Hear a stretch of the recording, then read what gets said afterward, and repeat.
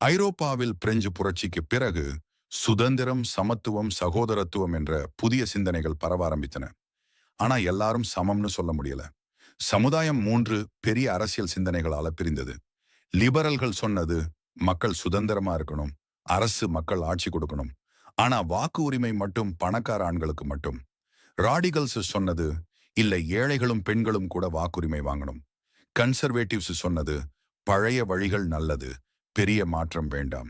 இதே நேரத்தில் தொழிற்துறை புரட்சி வந்தது. பெரிய பெரிய ஆலைகள் எழுந்தது. அதுல வேலை பார்த்த தொழிலாளிகள் ரொம்ப கஷ்டப்பட்டாங்க. நீண்ட நேரம், குறைந்த சம்பளம், குழந்தைகளுக்கே வேலை. அதே நேரம் தொழிற்சாலையுடையவர்கள் பணக்காரனாகினார்கள். இந்த அநியாயத்துக்கு எதிராக சில சிந்தனையாளர்கள் குரல் கொடுத்தாங்க.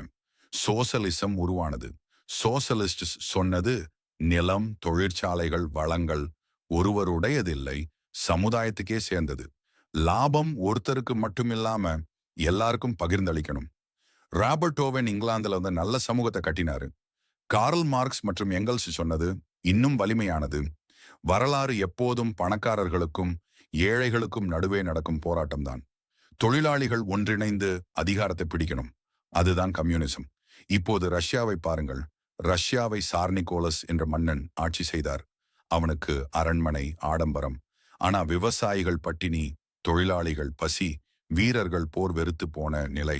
1905 தொழிலாளிகள் அமைதியான பேரணியில் சென்று உணவு கேட்டார்கள். ஆனால் சார் படைகள் சுட்டு கொன்றன. இரத்தம் சிந்தி அந்த நாளை பிளடி சண்டேன்னு அழைச்சாங்க.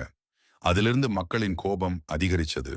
முதலாவது உலகப் போரில் ரஷ்யா போர் போடுறது மக்களை இன்னும் சோர்வடைய செய்தது. 1917 பிப்ரவரியில் மக்கள் தெருவில் கிளர்ச்சி செய்தார்கள். சார் ராஜினாமா செய்தார். ஒரு தற்காலிக அரசு வந்தது. ஆனா அது பலவீனமானது. போர் தொடர்ந்தது, பசி தொடர்ந்தது. மக்கள் நம்பிக்கை இழந்தார்கள்.